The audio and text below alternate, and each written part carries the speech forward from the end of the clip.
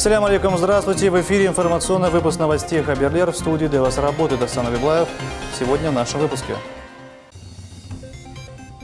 Без газа могут остаться десятки семей Кировского района. Отключить от голубого топлива людей могут из-за неоплачиваемых счетов.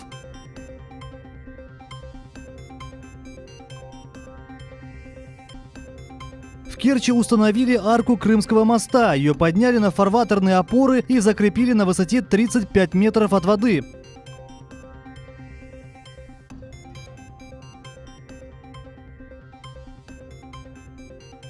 С 1 сентября официально стартует вакцинация против гриппа. Кому сделают прививку бесплатно, а кто должен предостеречь себя от вирусного заболевания?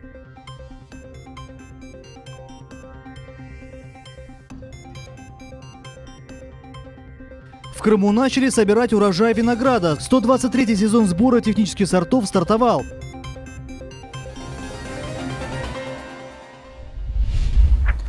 Без газа могут остаться десятки семей Кировского района. Отключить от голубого топлива людей могут из-за неоплачиваемых счетов. Жители исправно платили деньги за газ, но только договора были заключены с другой компанией, которая 2 года деятельность не осуществляет. Ситуация разбиралась наш корреспондент Султания Истакаева. Мой без газа в этом селе. У людей уже нет ни печек, ничего. Жители села Кринички прошлой зимой остались без газа. В конце января в этом поселке провели газ. Но радость людей длилась недолго. Уже через некоторое время в самые холодные дни дома жителей отключили от голубого топлива. От сырости начала цвести плесень. Отапливать дома дровами тоже не так просто. Во-первых, после подключения газа твердотопливные котлы были демонтированы. Дрова в лесхозе получить невозможно. На свои обращения жители получают лишь отписки. Мать стоит в очереди, 88 лет ей, а дров невозможно взять. У них нету мужчин, чтобы накололи даже эти дрова, чтобы затопили. Мы копеечкой складывая эту пенсию, провели газ. А в итоге вот так вот 7 февраля отключили нам газ. Такая же проблема и в селе Васильково. Частное предприятие «Трансконтиненталь» провело газовые трубы, но люди до сих пор не могут пользоваться природным газом. Оказалось, что это предприятие с 1 января 2015 года не имеет юридического права на подачу газа. Как сообщили представители Крымгазсети, подключение в селе выполнено с нарушениями норм и правил. Это может привести к возникновению аварийных ситуаций. Однозначно нельзя, потому что масса нарушений, которые были допущены при строительстве и при оформлении документов, они гласят о том, что объект в эксплуатацию введен быть не может.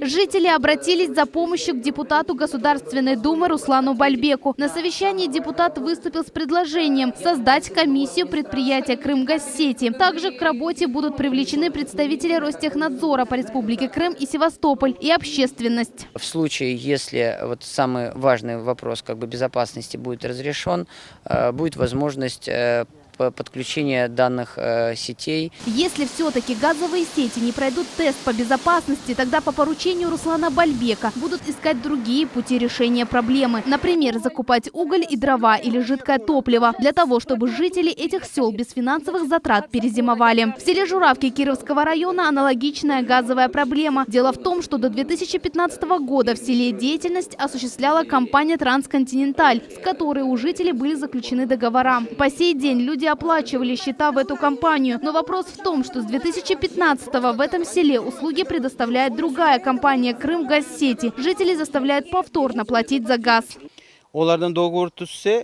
Нам сказали заключить договор с Крымгазсети, но мы отказались, так как мы должны повторно оплатить счета за газ с 1 января 2015 года, а не с момента, когда мы заключаем договор. Ведь мы исправно платили все эти годы в банк. Депутат Государственной Думы Руслан Бальбек заявил, по поручению Сергея Аксенова газ отключать не будут. В течение месяца жители должны заключить 2 договора. Первый о переуступке права долга, второй о подаче газа от Крымгазсети. При наличии всех квитанций оплата будет производиться с момента заключения договора. Мой выезд был обусловлен поручением главы республики. Вчера вечером я ему доложил о проблеме в селе Журавки. С его стороны было дано поручение руководителю Крымгазсети, мне лично встретиться со всеми заинтересованными сторонами и разрешить данную проблему через призму интересов, в первую очередь, жителей. Это собрание внесло ясность в наши действия. Теперь мы будем перезаключать договор и будем уже сотрудничать с Крымгазсетями. Спасибо за организацию этого собрания и за решение нашего вопроса, наболевшего вопроса. Я думаю, что ни у кого нет желания платить дважды за один и тот же газ. Сейчас жители Кировского района ожидают подключения газа. Надеются, эту зиму они проведут в тепле. Султания Истакаева, Эрвин Эмиралиев, телеканал Миллет. Депутаты партии «Единая Россия» посетят крымские школы. С таким предложением выступил руководитель Центральной избирательной комиссии, депутат Госдумы Владимир Бурматов. Он призвал всех парламентариев от партии посетить школы в своих избирательных округах и оказать помощь в подготовке детей к началу учебного года. На встречах со школьниками они обсудят вопросы развития и самореализации, а самых маленьких поздравят с первым в жизни школьным звонком. Акция «Собери ребенка в школу» уже проходит на базе приемных партий. Помощь оказывают детям, родителям и самим образовательным учреждениям.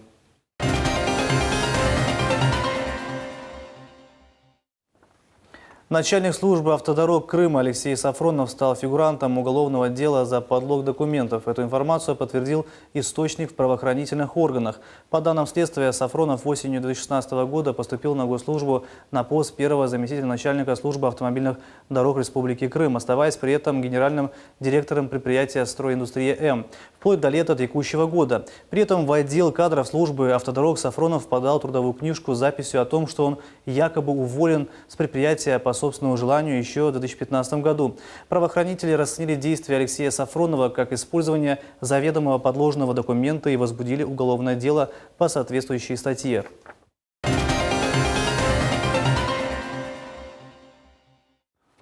В Керчи установили арку Крымского моста. Ее подняли на фарватерные опоры и закрепили на высоте 35 метров от воды. В уникальной морской операции участвовали более сотни специалистов. На конструкции уже работает система судовой сигнализации. Через 3 недели завершат монтажные работы. За это время строители смонтируют концевые элементы габаритной конструкции и поставят ее на опорные части. На проектную отметку строения поднимали с воды. Обеспечить синхронную работу домкратов инженерам и ученым было непросто. Установка массивной арки почти ювелирная работа, ведь ее нужно было поднять на высоту 35 метров и закрепить на опорах моста. Когда арка оказалась наверху, ее надо было установить точностью перепада по концам арки по фасаду не свыше 600 миллиметров и в поперечник не больше 30 миллиметров. Это уникальная операция, которую еще никто в России не делал. Я думаю, не только в России, но и в Советском Союзе точно. Начиная от производства самой арки, которая делается на стапелях, заканчивая изготовлением понтонов, на которые погрузилась арка. Мы собрали лучших специалистов, которые смогли вот это сделать. И я благодарю всех за участие и за ту работу, которая была проделана. Сейчас идет подготовка к установке автодорожной арки. Осенью оба арочных пролета поднимутся над фарватером и под ними беспрепятственно будут проходить суда.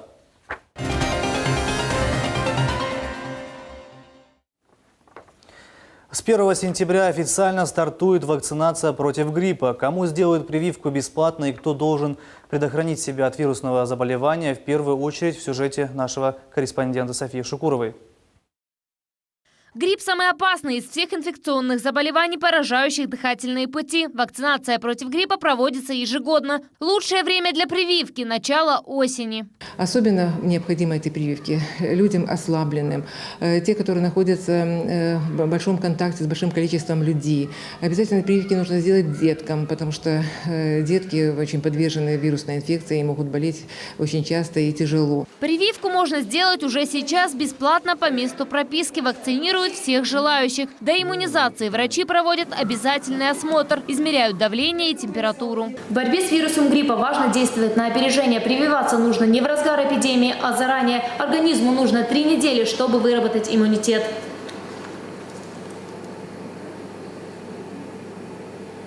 Вакцинация против гриппа российского производства. В Крыму ее используют уже 2-й год. Вакцина признана эффективной, безопасной. То есть, учитывая, что мы ее использовали в прошлом эпидемическом сезоне, мы не наблюдали каких-либо осложнений либо реакций на данную вакцинацию. То есть вакцина имеет довольно хорошую переносимость. В прошлом году около 85% крымчан спасли себя от гриппа. В этом году медики уверены, цифра будет не меньше. При этом все желающие получат укол здоровья бесплатно. В этом году у нас очень много населения подлежат, 40% населения подлежат прививкам. Мы выдали уже 15% вакцины. На сегодняшний день около 20 тысяч взрослого населения и около 7-8 тысяч детского населения получили свои прививки. Жители к подобным прививкам относятся по-разному. Кто лечит себя народными методами, кто-то доверяет свое здоровье профессионалам. Дочка моя спасается этими прививками. И внуку делает. Вряд ли. Думаю, что нет. Потому что делаем все остальные прививки. Про это еще мало знаю. Лучше, наверное, сделать, чтобы не болеть, чтобы не было инфекции и не передавать ни детям, ни старикам. У меня дочка когда-то в садик ходила. Так вот ей чеснок нанизывали. И вот всю осень вот с этими бусами они и ходили. И побольше витамина С. Против гриппа маска. Вирус гриппа в Крым придет к концу ноября. А это значит, еще есть время позаботиться о себе и здоровье своих близких. София Шукурова, Эрвин Эмиралиев, телеканал Миллет.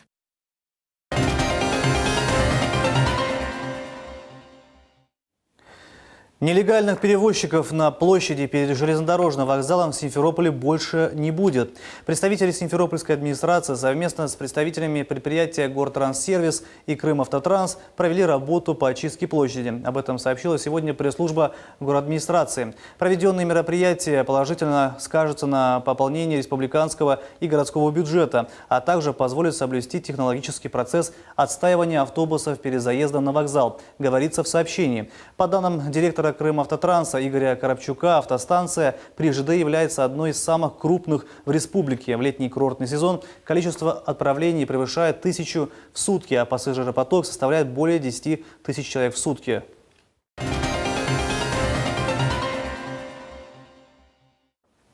Сегодня днем при столкновении легкового автомобиля с бензовозом погибли 2 человека. Об этом сообщили в ГИБДД республики. Авария произошла в 12:20 на трассе Джанкоев-Феодосия-Керчь, недалеко от поселка Приморский. По данным ведомства, водитель легкового автомобиля не справился с управлением, выехал на встречную полосу и столкнулся там с бензовозом. На место прибыли сотрудники полиции, спасатели и врачи. Водитель и пассажир легкового авто погибли на месте происшествия. В пресс-центре МЧС Крыма уточнили, что возгорания не произошло. Сотрудники ведомства деблокировали пострадавших.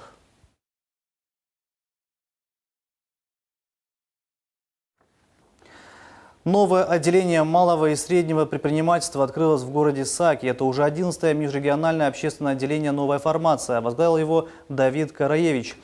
Открытие филиала позволит развивать в городе сельское хозяйство и курорт. Также сотрудники новой формации будут обучать начинающих предпринимателей навыкам бизнеса. В скором времени новая формация планирует открыть свой 12-й филиал в поселке Советское.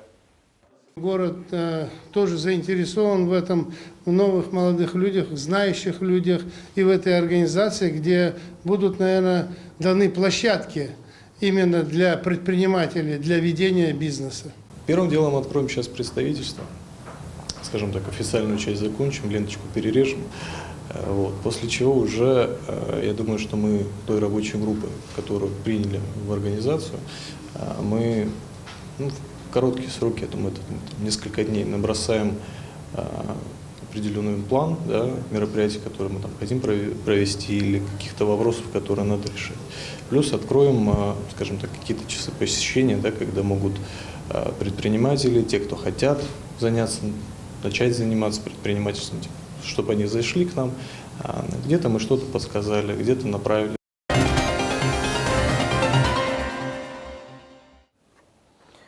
В Крыму начали собирать урожай винограда. 123-й сезон сбора технических сортов стартовал. Крупнейшие винодельческие заводы страны заполняют погреба виноматериалом. На элитных виноградниках побывала и наш корреспондент Арза Хасянова.